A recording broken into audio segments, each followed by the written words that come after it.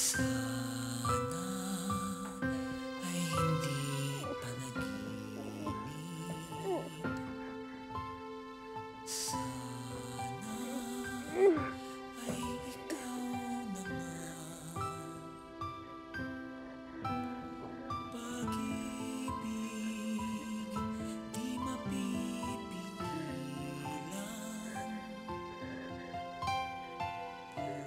Puso'y sa iyo lamang.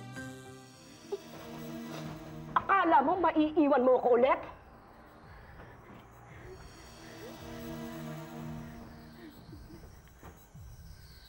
Hindi ka na makakawala sa akin. Hindi na!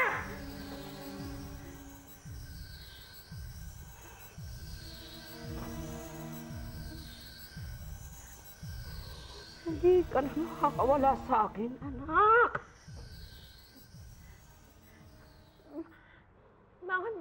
Bakit ba ayaw niyo ko paniwalaan?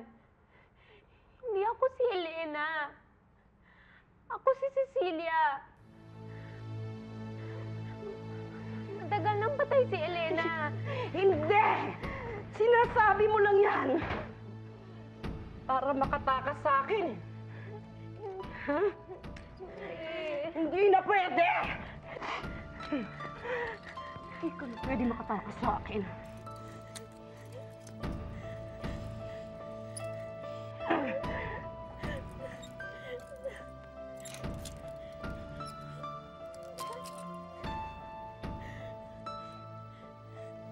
Tigas ng ulo mo eh.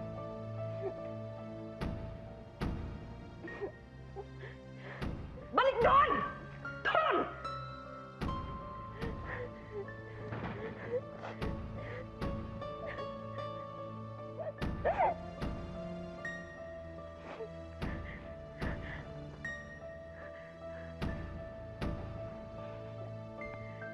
Lakad! Lakad!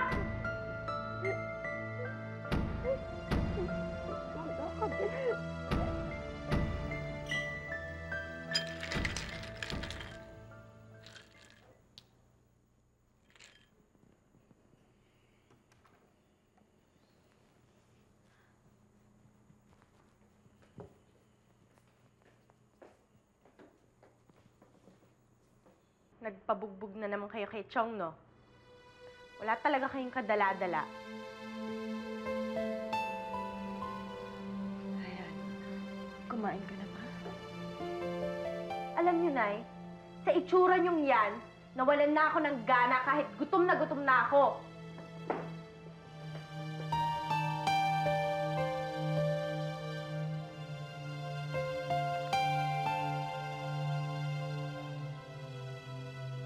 Salamat naman po at hindi pala napaano yung alaga ko. Kaya wag mo na akong kulitin ng kulitin, ha? Dahil nasa Amerika lang si Jose Enrique. Oo, ma'am. Ma'am, mabuti pa kaya magpahinga na po kayo. Sige po, senyora. Good night po. Okay, good night, Ising.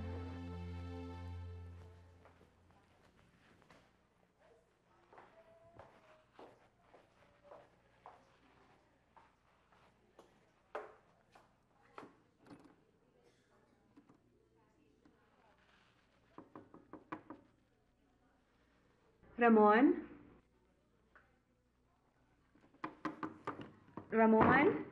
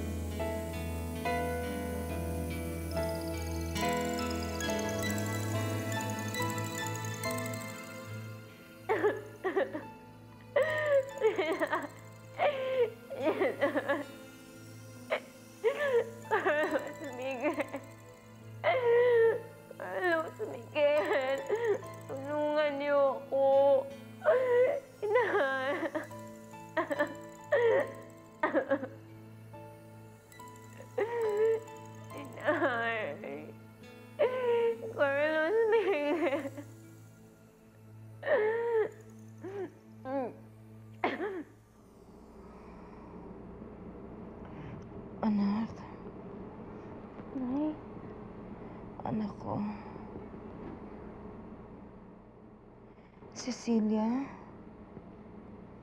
Cecilia, nasan ka na?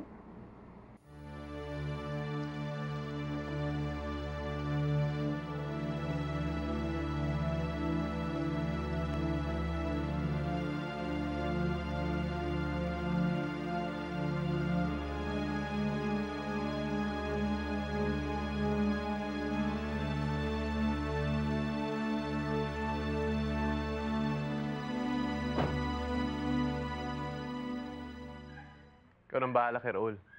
Pakainin mo siya tapos paliguan. Opo, sir. Honey, are you ready? Yes? Saan ba talaga tayo pupunta? Kakain tayo sa labas, tapos manood tayo ng sine. Tapos... Vladimir! Buti na, abutan kita. Bakit? May babalita ako tungkol kay Cecilia Fulgencio. Dahil napag-alaman ko na minsan lang ipinahiya ni Consuelo si Cecilia sa isang party ng mga Altamonte.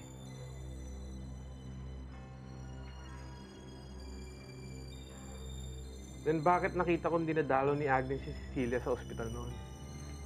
Dahil dalawang babaeng nakita sa yate bago ito sumabog. Isa na, si Cecilia. Pero hindi lang malaman ng mga polis at hindi mo confirm kung sino yung pangalawa. Dahil matagal na wala yung dalawang witness.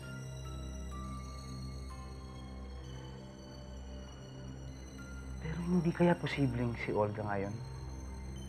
At yun ang dahilan kaya siya wala ngayon.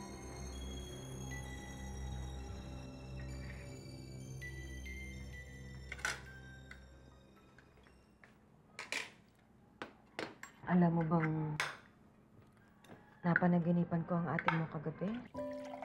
Hirap na hirap daw, humihingi ng tulong. Hindi ko alam kung bakit. Ba't naman niya gagawin yun? Alam niyo naman na nasa stage siya. Sarap-sarap ng buhay niya dun eh. Tsaka lagi niyo naman nakakausap si Carlos Miguel eh. Lagi naman kayong may balita tungkol sa anak niyo. Oo nga. Pero parang totoong-totoo talaga eh. Tumigil na nga kayo!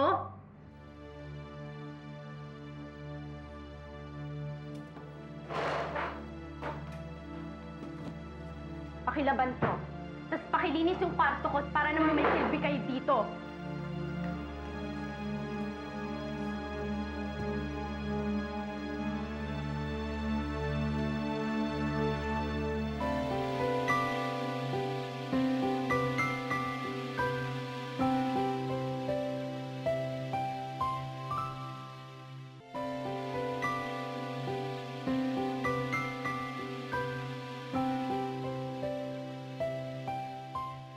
Kung si Olga nga yung isang babae, nasan siya ngayon? Pwede nagtatago. Alam ko yun, pero bakit siya magtatago? Baka nga kasi may kinalaman siya sa pagsabog na yate. After all, karibal niya. Si Cecilia, di ba? Imposible. Bakit siya? Sa dami ng pera ni Agnes, kayang-kaya niyang ipautos yun sa iba. At kung alam niya magpapasabog ng yate, bakit pa siya pupunta doon?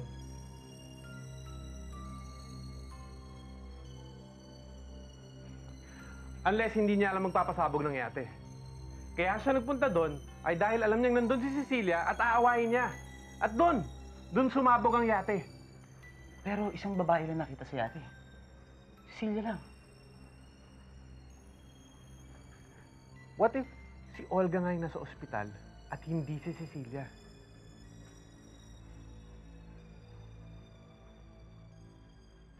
Umupa kayo ng auto para mapabilis ang paghahanap niyo sa Ceciliang yan. Buti pa nga siguro maghiwalay na kami si Mulong. Para hindi nasasayang ang oras namin. Sige na, umalis na kayo. Salamat, ma'am. Pagbutihan niyo.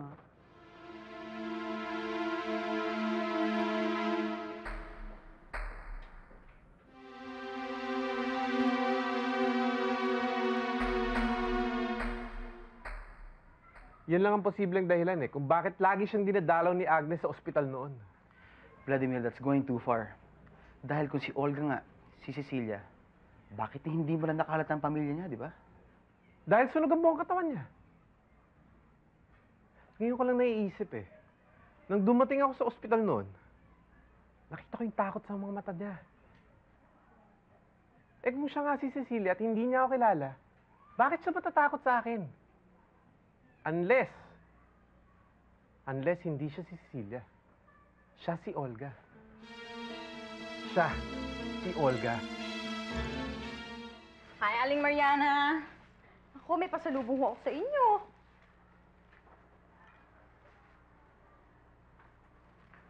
Bakit ho marami kayong pasa? Binugbog na naman ho ba kayo ni Mang Wancho? Hayaan mo na. Halika, kainin natin yung dala mo. Aling Mariana, ba't ho kayo pumapayag? Ba't di kayo lumaban? Kung lalaban ako, paano na ang mga anak ko? Si Juancho lang ang inaasahan ko. Siya ang nagpapaaral kay Eloisa. Alam mo naman, wala namang tatanggap sa akin sa trabaho dahil sa sakit ko. Oo nga ho, pero hindi dapat pinagtitiisan tong ganito. Lahat kakayanin ko para sa mga anak ko. Ay nako, wala na akong inaharap yung pasyente dito. Matagal na. Nasa Amerika na siya. Amerika? Bakit? Magaling na ba siya? Ang alam ko ho, doon ho siya magpapagaling at sagot ho ng mga Altamonte ang pagpa-plastic surgery niya.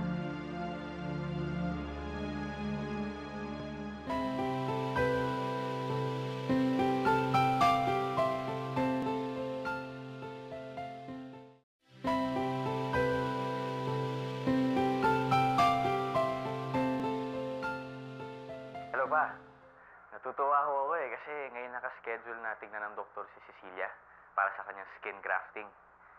At sabi niya, hopefully in a few months, pwede na daw bumalik yung dati niyang itsura. Well, that's good, Iho. Oh, by the way, nakita na ba kayo ni Jose Enrique dyan sa Amerika? Oo pa, nakita na kami, pero minsan lang eh. Tinanong ko nga siya kung bakit siya nandito, ayaw naman niya akong sagutin. Anyway pa, kailangan ko na umalis kasi tinatawag na rin ako ng doktor eh. Okay.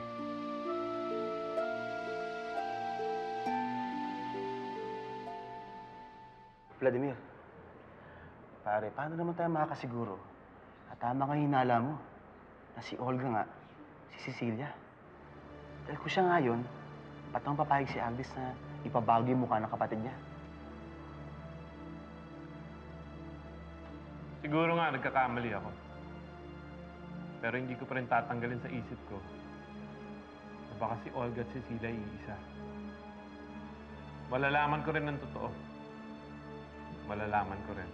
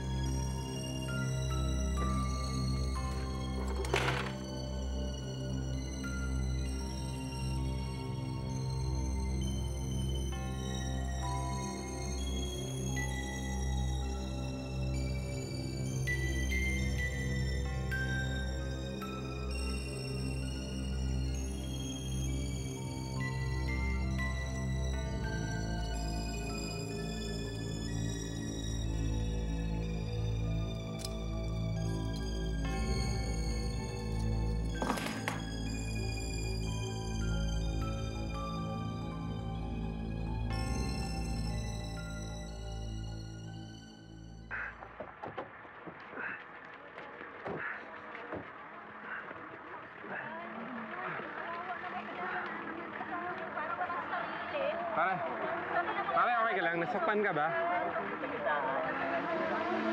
Kaya ba? Alay ko, pa-hospital na natin siya. Tara. Hindi, wag na. Okay lang ako.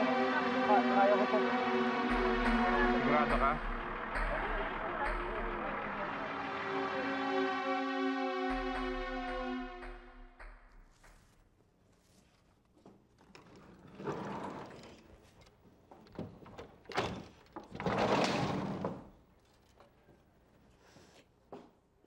Elena? Elena?